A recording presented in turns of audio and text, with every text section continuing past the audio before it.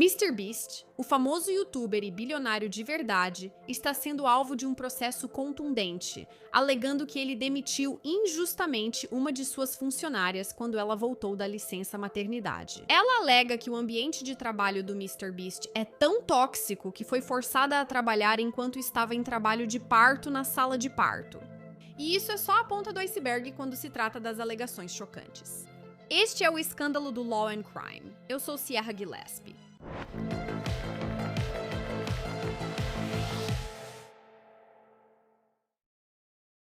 Ele é possivelmente o maior criador do planeta. 479 milhões de seguidores, comerciais no Super Bowl reality show na Amazon Prime. Jimmy MrBeast Donaldson, o cara que dá ilhas particulares em troca de cliques, que ofereceu pagar centenas de milhares de dólares para qualquer cliente do supermercado que conseguisse ficar mais tempo dentro de um supermercado. E segundo ele também comprou o supermercado. Mas hoje não vamos falar sobre a última façanha dele. Não, estamos aqui para falar sobre algo muito mais sério. Estamos falando sobre um processo federal movido há poucos dias contra a criadora de conteúdo. As alegações presentes no processo traçam um retrato de MrBeast que, se for verdadeiro, seus fãs nunca viram antes. Então se preparem. Uma ex-executiva dele está processando-o, alegando que foi rebaixada depois de reclamar sobre assédio no ambiente de trabalho. Ela também afirma que foi forçada a trabalhar enquanto estava em trabalho de parto. E ela menciona este manual. Ela afirma que os funcionários receberam o manual onde está escrito "não significa não". MrBeast está negando tudo, mas isso não é apenas uma questão de palavra contra palavra. São mais de 20 páginas de documentação. Então, quão sério é tudo isso? E o que poderia acontecer se você levar o maior influenciador do mundo ao tribunal? Bem, vamos descobrir. Então, MrBeast tem mais inscritos do que a população da Alemanha. E ele é, pelos números, provavelmente um dos criadores mais bem-sucedidos da era digital atual. Ele foi recentemente homenageado como uma das pessoas mais influentes da revista Time. Por anos, a história era simples. MrBeast fazia desafios malucos, distribuía dinheiro e era visto como um cara legal. Mas agora existe outra história, uma que vem se desenvolvendo nos bastidores.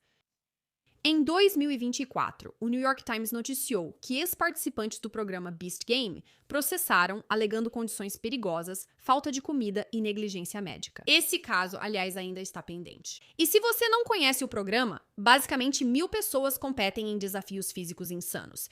E o último a permanecer vence 5 milhões de dólares. Depois, de acordo com a Associated Press, surgiram alegações de que um colaborador de longa data compartilhou mensagens inadequadas com menores de idade. Agora, o MrBeast teria enviado um memorando à equipe em agosto de 2024, prometendo que criaria uma cultura que fizesse todos os nossos funcionários se sentirem seguros e permitisse que eles dessem o seu melhor. Mas agora, um novo processo foi aberto em 22 de abril no Distrito Leste da Carolina do Norte por uma mulher que diz ter sido executiva, Lorraine Mavromatis. Agora, ela está processando duas das empresas dele, MrBeast YouTube Ltda e Game Changer 247 Ltda. De acordo com a queixa, ela está processando por violações da FMLA, demissão injusta e inflição intencional de sofrimento emocional.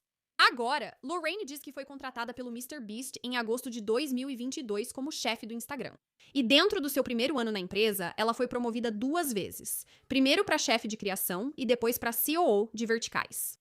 Ela liderava uma equipe de 20 pessoas, geria um orçamento mensal de $500 mil e tinha um escritório privado. Ela respondia diretamente ao CEO, em ascensão, talvez. Mas então, de acordo com Lorraine, ela acabou entrando em uma cultura sobre a qual ninguém a avisou. Segundo o processo, MrBeast não possuía manual do funcionário com políticas básicas. Em vez disso, a empresa distribuiu um documento intitulado How to Succeed in MrBeast Production. Agora, o manual supostamente incluía seções como: está tudo bem os meninos serem infantis e, abre aspas, faça tudo o que puder para empoderar os meninos durante as filmagens. O processo também afirma que o manual dizia: não significa não, e a quantidade de horas que você trabalha é irrelevante. Lorraine diz que essa era a cultura na Beast Industries. Para as mulheres no escritório, ela afirma que isso gerou um ambiente tóxico e degradante, onde reclamações eram ignoradas e condutas inadequadas desculpadas. O processo relata que o assédio começou cedo, vindo da liderança. Lorraine diz que o ex-CEO da empresa, James Warren, que aliás é primo de Jimmy Donaldson, a submeteu a assédio sexual. Ela afirma que ele a obrigava a ir a reuniões individuais em sua casa, num quarto escuro no andar de cima, fazendo comentários sobre como ela ficava com aquelas roupas. Mas a situação era ainda mais estranha. Ela perguntou a Warren por que MrBeast evitava trabalhar com ela em alguns projetos. Segundo o processo, Warren disse: Jimmy fica desconfortável perto de mulheres bonitas. Vamos apenas dizer que, quando você está por perto e ele vai ao banheiro, ele não está realmente usando o banheiro. A empresa chamou essa alegação de inventada. Eles afirmaram que MrBeast vai ao banheiro por causa da doença de Crohn. Eles ainda tinham mais comentários e vamos abordar tudo isso. Mas Lorraine diz que o suposto comentário teve um impacto mais profundo nela. Ela diz que começou a usar roupas largas e bonés no trabalho, só para que sua aparência não a prejudicasse ou afetasse seu emprego. O processo também descreve outras alegações de tratamento humilhante. Ela diz que MrBeast pediu para ela pegar uma cerveja para ele antes de gravar um vídeo, algo que ela nunca viu ele pedir a um colega homem. Ela relata que um colega mandou ela calar a boca e parar de falar durante uma reunião ao fazer uma pergunta. Ela relata que, ao reclamar de um cliente rico fazendo avanços indesejados, Warren disse que ela deveria se sentir honrada por um bilionário, entre aspas, dar em cima dela. Em novembro de 2023, Lorraine afirma que chegou ao limite e fez uma reclamação formal ao RH. E adivinha quem, segundo ela, comandava o setor? A mãe de Jimmy Donaldson, Susan Perisher. Segundo o processo, Lorraine detalhou alegações de encontros sexualmente inapropriados, assédio e tratamento humilhante. Ela diz que Perisher lhe disse que a denúncia seria investigada a fundo e que cuidaria do assunto. Mas 2 meses depois, em janeiro de 2024, o resultado da investigação saiu. E, de acordo com Lorraine, suas alegações foram consideradas infundadas. E então, nesse mesmo dia, 23 de janeiro de 2024, supostamente ela foi rebaixada e transferida. Ela deixou de ser diretora de operações de verticais, um cargo executivo com escritório privado, 20 subordinados e orçamento de $500 mil, para se tornar gerente de mídias sociais da divisão de produtos. O processo afirma que ela foi transferida para trabalho remoto, perdeu o escritório, não supervisionava ninguém e quase não interagia com executivos. A denúncia diz que os funcionários do MrBeast chamavam essa divisão, abre aspas, onde as carreiras acabam. Se tudo isso já não fosse chocante, espere até ouvir o que ela conta sobre quando engravidou. Agora é janeiro de 2025. Lorraine avisou a supervisora sobre sua gravidez e a necessidade de se ausentar para o parto. Segundo o processo, MrBeast não lhe deu aviso escrito sobre seus direitos sob a Lei de Licença Médica e Familiar. Sem aviso de elegibilidade, sem aviso de designação, sem nada. No dia 31 de março de 2025, ela deu à luz. Ela afirma que foi um parto bastante difícil e que seu bebê precisou passar um tempo na unidade de terapia intensiva neonatal. Segundo a denúncia, MrBeast não permitiu que ela descansasse. Ela afirma que sua supervisora pediu que trabalhasse no lançamento de um produto poucos dias após o parto. Ela diz que foi solicitada a ficar em pé por 10 horas em um estande de exposição, 3 semanas após o parto. Ela foi enviada ao Brasil para uma gravação de vídeo. Agora, Lorraine afirmou à Associated Press: "Eu ainda sangrava e tive que comparecer."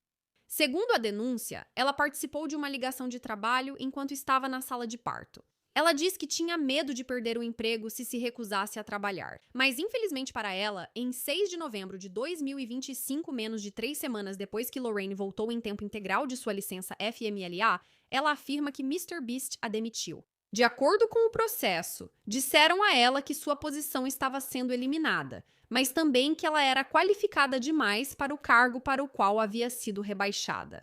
Mas em vez de oferecerem outro cargo para ela, ela diz que a empresa ofereceu um acordo de rescisão. Segundo o processo, tentaram usar o plano de saúde do recém-nascido para pressioná-la a assinar um documento abrindo mão de suas reivindicações legais, mas ela recusou. Segundo a denúncia, MrBeast abriu vaga para gerente de conteúdo para redes sociais na época em que ela foi demitida.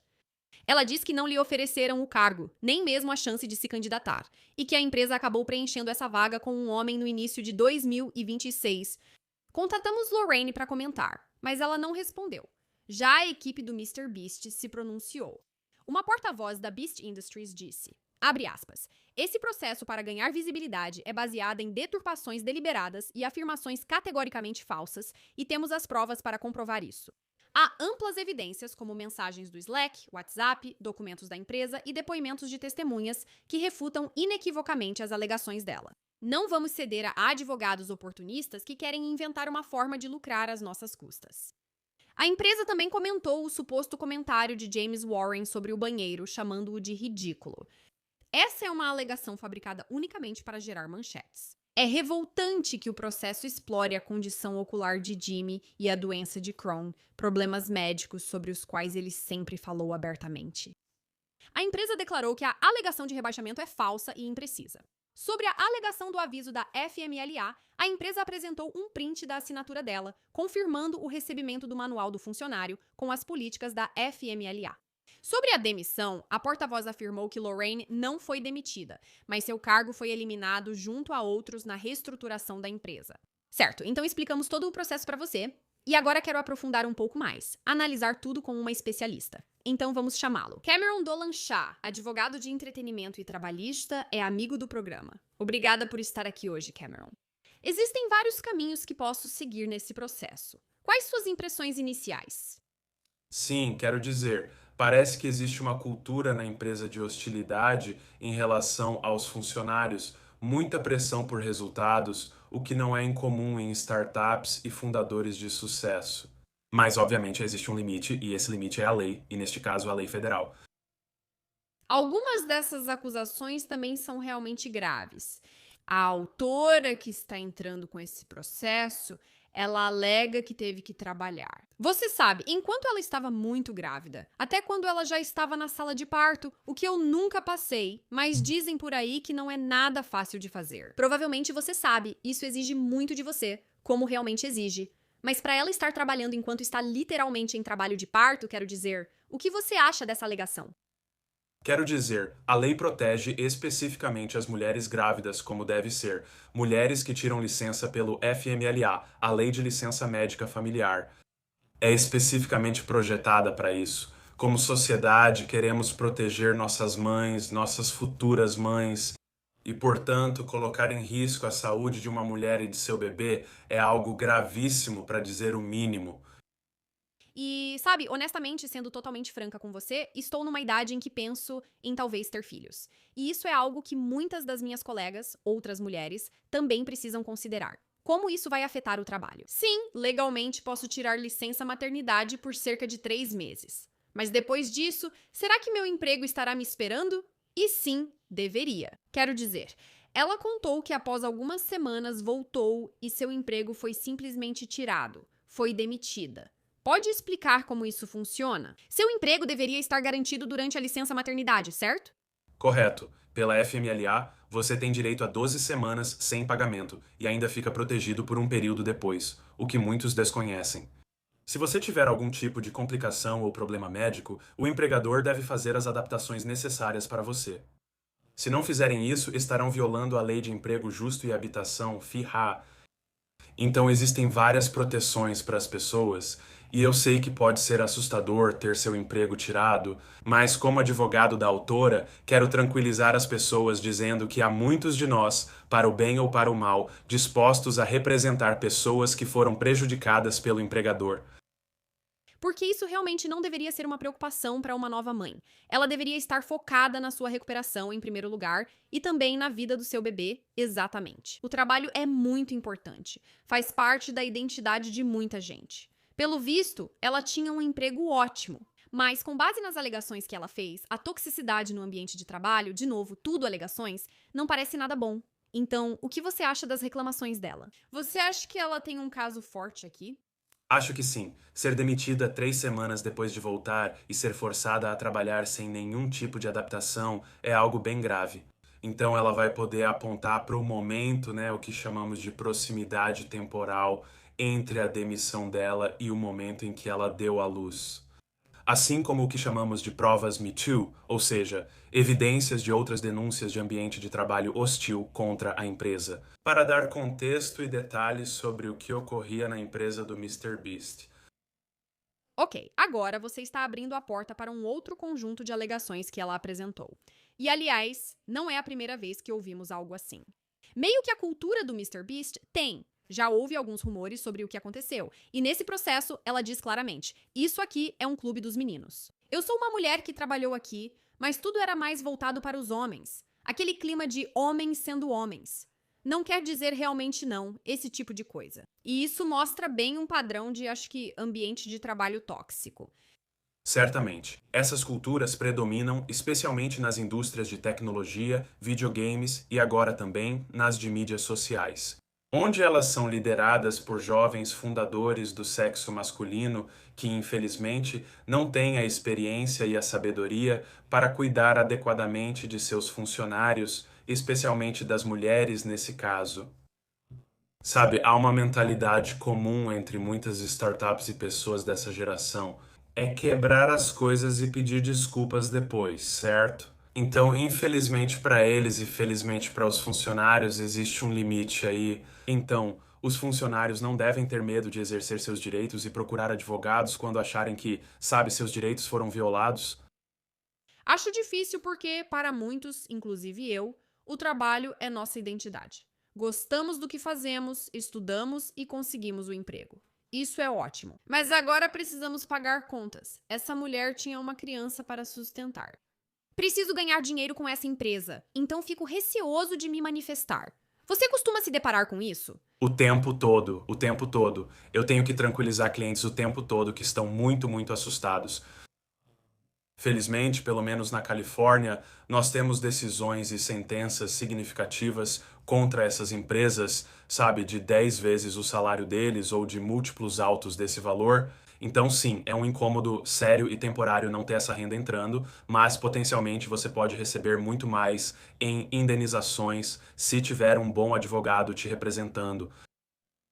E tem muita coisa acontecendo aqui também. Temos toda a questão de que ela não deveria ter sido demitida ou dispensada apenas algumas semanas depois de ter dado à luz e ter tirado sua licença maternidade. Pelo que você está dizendo, isso era garantido pelos direitos dela como americana. Mas além disso, do que estávamos falando, algumas das outras coisas que ela mencionou, sabe? A chamada panelinha masculina, o suposto assédio sexual que também estava presente. E isso ajuda a estabelecer um padrão de abuso? Se incluirmos também algumas questões sexuais que parecem inadequadas, como mencionamos hoje, isso ajuda no caso dela? Sim, tribunal e júri analisarão todos os fatos. Então, uma única coisa não é suficiente, eu diria, para ela, mas considerando tudo junto e provavelmente com o depoimento adicional de testemunhas, pode ser. E o que vai ser mais importante nesse caso, como em todo caso de assédio ou discriminação, é a credibilidade da autora em comparação com o quanto gostam ou não do MrBeast nesse caso, e isso vai ficar a cargo do júri. É complicado, né? Porque o MrBeast é realmente muito querido. Quero dizer, milhões de inscritos no YouTube. Ele tem aquele programa na Amazon. As pessoas realmente gostam dele. E, como você disse, temos pessoas que estão crescendo, como o MrBeast, que fazem esse tipo de conteúdo, que é muito legal. Obviamente, muita gente está gostando. Eles estão tendo visualizações. Está tudo ótimo. Mas talvez eles não tenham necessariamente, acho que, a formação, a educação ou, sabe, o conhecimento institucional de como administrar uma empresa. Porque, de acordo com o autor dessas alegações, havia um manual que tinha coisas meio bizarras escritas nele. E eu só estou parafraseando aqui. Mas algumas das coisas eram tipo, sabe, a quantidade de horas que você trabalha é irrelevante. Não significa realmente não.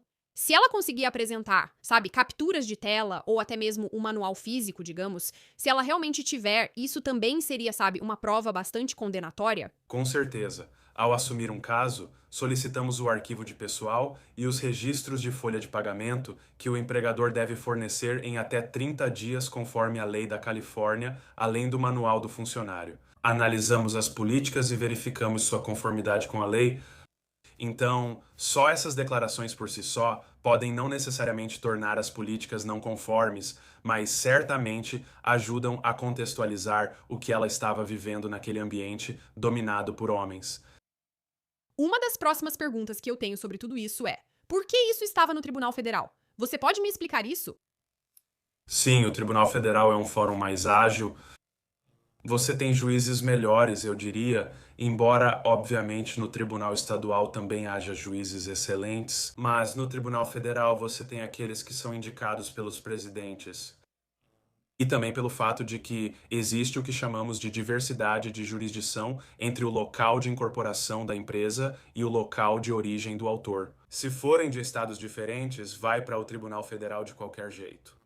Como autor, normalmente você quer que o caso fique no Tribunal Estadual. Então, é uma jogada interessante, mas eu diria que isso demonstra uma certa confiança do autor ao colocar o caso diretamente no Tribunal Federal. Certo. Sinceramente, ela parece muito confiante ao fazer essas acusações. Até ontem fiz uma matéria sobre isso. Tem um processo civil em andamento com Kylie Jenner. Li o processo e achei que as acusações contra Kylie como pessoa física, já que é ré, são meio frágeis. Praticamente inexistentes. Exatamente. Quando li, pensei, ué, o que está acontecendo? Mas esse é diferente, ela tem as provas, sabe? Tal dia, tal coisa. Ela tem tudo preto no branco, então há confiança ali.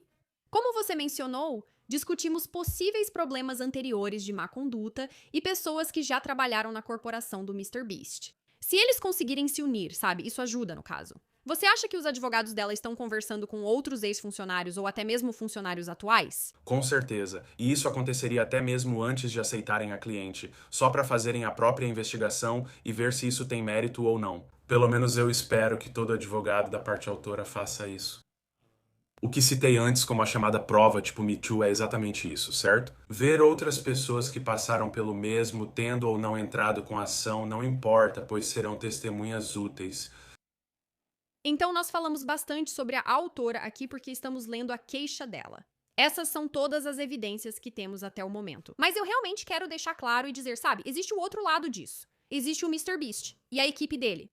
Exatamente. Então, o que você pensa sobre isso? Ele veio a público e disse, ok, não, nada disso aconteceu, sabe? Negando todas as acusações de irregularidades. Mas quais são os próximos passos agora para a equipe de defesa dele?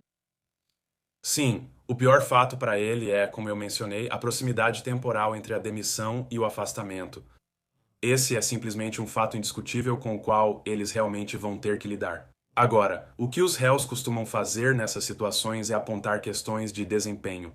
Então eles vão dizer que ela tinha um desempenho ruim, nós advertimos ela tinha problemas de assiduidade, ela tinha todos esses outros problemas. E independentemente da licença dela, da gravidez ou de qualquer outra coisa, do gênero dela, nós íamos demiti-la de qualquer forma. Isso vai ser difícil de provar.